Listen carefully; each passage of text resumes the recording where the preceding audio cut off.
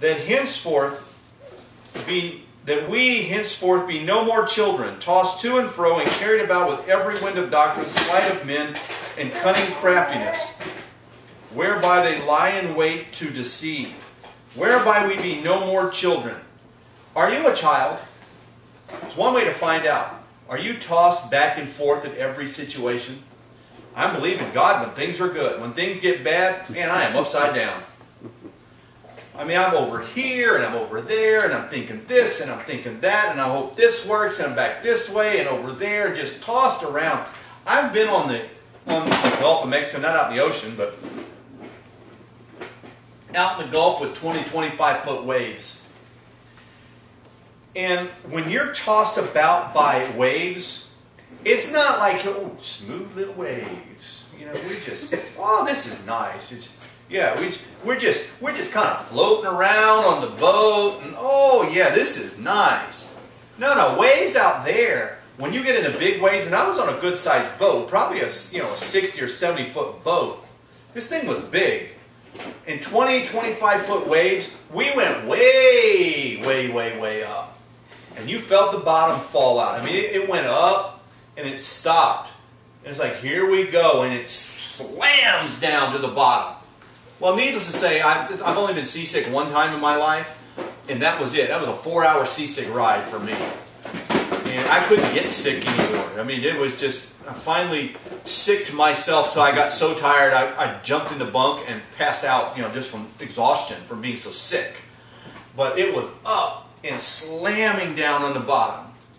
And you're down on the bottom for a minute, and then all of a sudden, you're way back up. It just goes up and slams back down again. That's being tossed to and fro. It's not a little, oh, I'm over here and now I'm over here.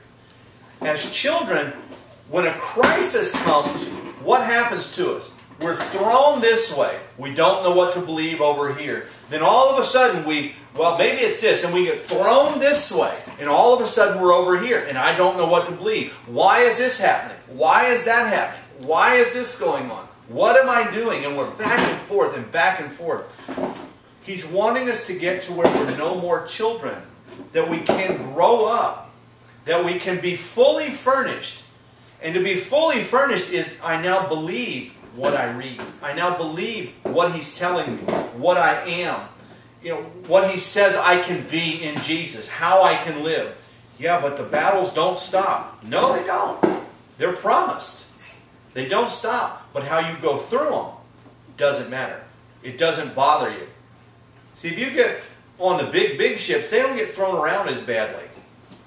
You get the right kind of ship with the right kind of situation, or even Jesus. Well, they don't even get thrown around. Look at Jesus when He walked on the water. Were the waves bothering Him? These ships turn into the waves. Yeah, and cut right through them. But even with that, with Jesus, He just walked on the water. Yep. He wasn't up and down. When you're no more a child, you're not up and down. You just know God's going to take care of you one way or another. That's called growing up. I know financially He's going to take care of me. I know physically He's now going to take care of us. I know spiritually He's going to take care of us. What's on the other side of our move? Today is, what's today? The 31st of July? I still don't know what's going to happen as of the 30th of August. That's the other side of the move. Come the 31st of August, 1 month from today, it's on the other side. What? He's going to take care of us. He's going to take care of us. That's what I know. I'm just walking, if you want to say through the water, across the water. I'm not letting the waves or anything bother me. What's going to happen? He's going to be in charge of it. I know at this point, so far, I've been invited to Belgium, South Africa, China, Hong Kong. I go to Australia at any time. Spain. Who's in Spain? Oh, Dennis had some places in Spain, Holland. There's enough places to preach right there. That's 7 different countries.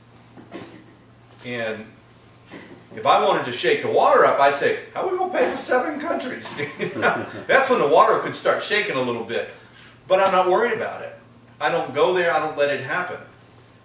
Why? I don't want to be a child anymore. There has to be a time, a point in time you make a decision that I want to grow up. Lord, whatever it takes to grow me up, grow me up. That's why He gave this. He put this process in place so you can grow up. And it doesn't matter how long you've been saved. That doesn't even come into play here. Age means nothing. Spiritual, what's the word? Spiritual maturity. I'm sorry, I'm just putting attention on you so it gives me a second to think. Because Sarah's not here today. Yeah, Sarah, you're not sitting there today, so. Spiritual maturity is what counts here. It's not You can, time-based. no, it's not time-based. It's growth-based. You can grow up in a year. Yep. Or you can grow up in 50 years. Or you can not grow up in 50 years. Yep. You know, it doesn't matter. It's all up to you. Time means nothing here. It's all about growing into a level or into the fullness of maturity in the power of God. And knowing that that power is going to take care of me, no matter what my situation looks like. So we have that we're henceforth no more children, tossed to and fro and carried about with every wind of doctrine. And I'll just go through this. By the sleight of men, cunning craftiness, carried about with every wind of doctrine by the sleight of men, and the cunning craftiness whereby they lie in wait to deceive. So we're no more tossed around by situations. The wind of doctrine, that's what men put on us. You know, by the sleight of men. That's stuff that the men put on us, that people, preachers will put on us. You know, well, you got to believe this or you're not saved. You know, how was it in Freeman? If you didn't believe something, what'd they do? Would they outright do that, or they just ostracize you?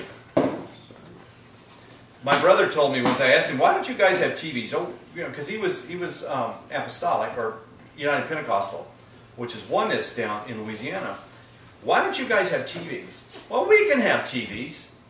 We just don't. You know, is it sin? But none of them do. We don't. We just, you know, that's the world. But then eventually they got TVs, and they had no cable, no satellite.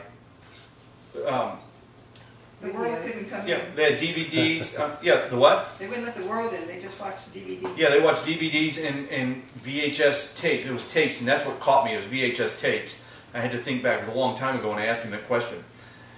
But they'd have tapes, and I said, well, what's the difference?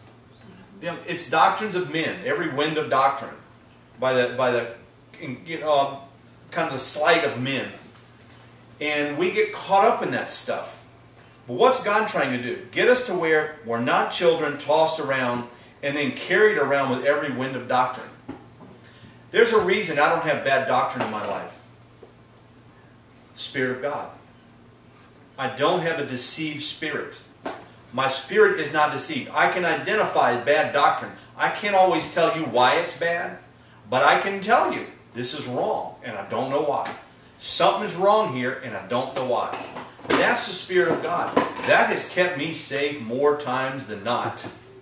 More often than not, I'll hear something and go, there's something a little wrong here. And they can argue it in the scriptures and Yep. it's still wrong. Yep, argue it in the Scriptures, and it's just a little bit funky. But I don't know why. I have to grow up. You know, 20 years later, then I'd say, well, that's why that was wrong. I knew it was wrong. I didn't know why. When I first got saved, I heard Freeman on the radio.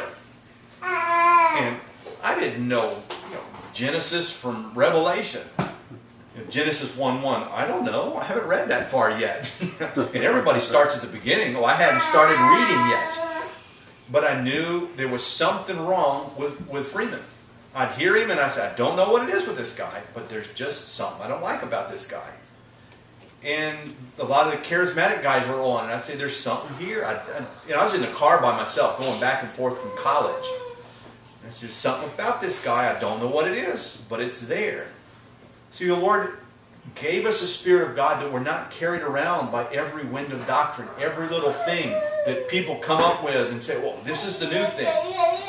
The new thing is, I'm going to walk with Jesus. I'm going to find out what He wants, and that's what I'm going to do. By the sleight of men, and cunning craftiness, whereby they lie in wait to deceive. Cunning craftiness, sleight of men, and cunning craftiness is what the devil's going to do to you.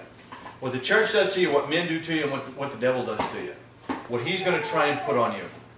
That's the stuff where he's trying to get us where we don't walk in that. We don't go that direction. We don't walk in that. We're grown up. We're out of that. We don't get caught up in the stuff, in the church politics, and the doctrinal arguments, and all the stuff. I want to be more concerned with, Lord, what are you doing in my life to get me ready to go do the work that you have for me to do, that I can help the people that you have for me to help. That I can help everybody I can because I'm prepared. I've gone through what I need to go through. I've learned what I need to learn. I've let you work on my life. Now you're starting to use me so I can help others. All this other stuff, I just don't want to get caught up here. I don't want to be a child anymore. I want to grow up so I'm not tossed around. And then it says, verse 15, speaking the truth in love. Oh, I found my coalescing part. Speaking the truth in love, may grow up into him in all things, which is the head, even Christ. That's the hard part for us, speaking the truth in love. We like to tell people. I like to tell people. It's fun telling people. Rosie, do I have the gift of gab? I can tell people. I can talk my way in and out of anything.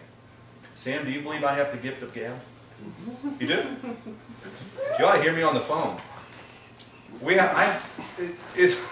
I crack myself up sometimes because I'll come down and I think I told you this last week. I'll get off the phone and say, "Who are you talking to?" Well, I don't know, just insurance guy. Insurance guy. Or utilities guy, or yeah, just somebody. I was calling to dispute a bill. I had a $5 charge on the bill, and I was calling to dispute the bill and see what the charge was. And you were on that phone a half hour. Yeah, we were talking about this and that, and that over there, and the weather, and fishing, and wants to take you fishing. Yeah, my insurance guy, my new insurance guy. Would you like to fish? Well, I have fished, and we were talking about fishing. Got to talking about charting and trading. Well, I'd like to learn that when you come up here. So, well, if I get when I get it going out, I'll show you. And just chatting away. And what got me there? The gift of gab. Speaking the truth in love. We like to speak, but do we like to speak what's true? Stand behind what's truth. The truth of the gospel. To learn the truth of the gospel, you have to be living that truth. And that means growing up. We should only speak what we live.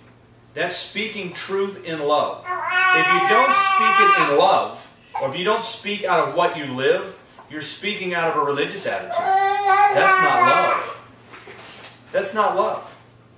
That's a love for you, because I want to show them how smart I am. I like people to know how smart I am. Well, that's a religious attitude. I want to speak the truth in love for you.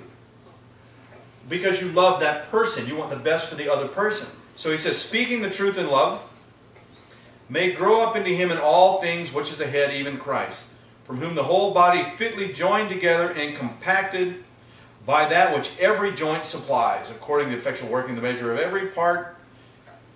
I'll just finish it. Making increase of the body unto the edifying of itself in love.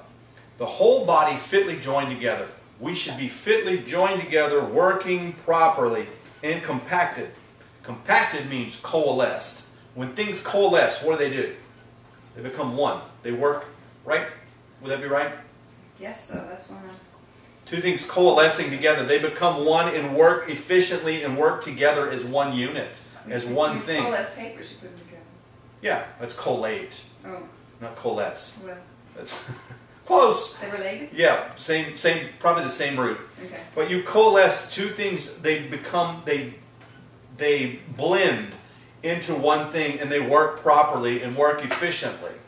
When you become a grown-up Christian, what happens? You become compacted together. You coalesce with the rest of the body, and you coalesce with the Spirit of God, and you work as one unit. With us in Jesus, what are we doing? We're becoming one unit, one thing. Not Jesus and me, and He tells me what to do when I do it. No, our life is hid with God in Christ. So what happens? My life is gone now. It's hidden in Him. We've coalesced and become one. So we're part of the body from whom the whole body fitly joined together and compacted by that which every joint supplies. He wants to make us where every joint supplies. And we work properly.